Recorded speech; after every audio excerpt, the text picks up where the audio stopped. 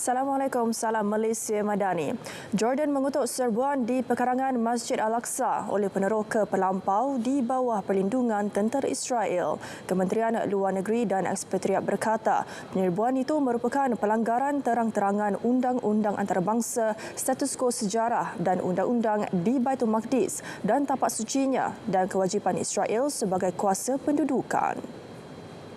Jurucakap kementerian itu, Sufian Kudah berkata, Israel mesti menghentikan semua pelanggaran yang sedang berlaku dan pencabulan terhadap status quo sejarah dan undang-undang yang berterusan di Baitul Maqdis dan tapak sucinya sambil menyeru agar dihentikan penetapan realiti baharu di Masjid Al-Aqsa mengenai serangan berterusan Israel terhadap Gaza dan Lebanon serta peningkatan dan serangannya terhadap rakyat Palestin di tebing barat. Kudah berkata, tindakan unilateral Israel mengancam untuk meningkatkan lagi ketegangan, mendorong seluruh rantau ke arah malapetaka.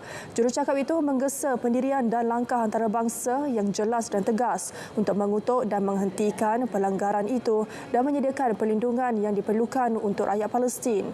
Beliau mengulangi bahawa Masjid Al-Aqsa adalah tempat ibadat khusus untuk umat Islam.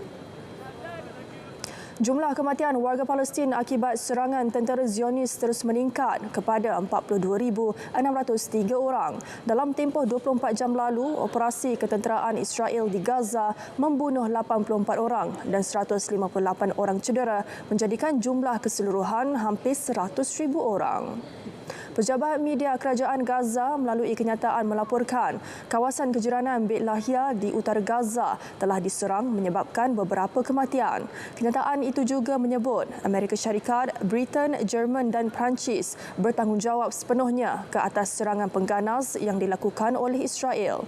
Kementerian Kesihatan Palestin menyatakan pada Ahad serangan bom oleh Israel di bandar Beit Lahia menyebabkan 87 orang terbunuh atau hilang dan kira-kira 40 lagi cedera.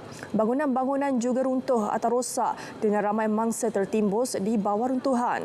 Kem pelarian Jabalia di utara Gaza dan kem pelarian Maghazi di tengah Gaza juga menjadi sasaran serangan tentera Israel pada Sabtu.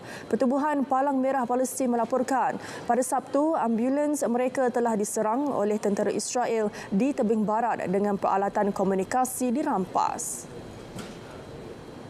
Dalam pada itu, rejim Zionis melancarkan serangan terbaru ke Beirut yang kononnya menyasarkan markas Hizbullah. Serangan itu dilancar selepas Perdana Menteri Israel Benjamin Netanyahu menuduh kumpulan yang disokong oleh Iran tersebut cuba membunuhnya dengan menyasarkan kediamannya.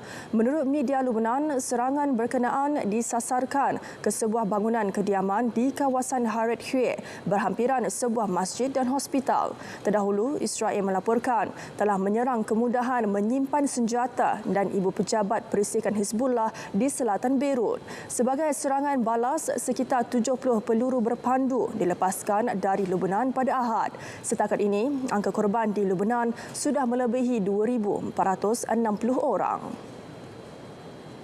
Seorang lelaki ditahan selepas membaling beberapa bom petrol di ibu pejabat parti pemerintah Jepun kemarin. Dalam insiden itu, suspek turut merempuh keretanya ke pagar di luar pejabat Perdana Menteri. Kejadian berlaku lebih seminggu sebelum pilihan raya umum. Bagaimanapun, tiada kecederaan dilaporkan.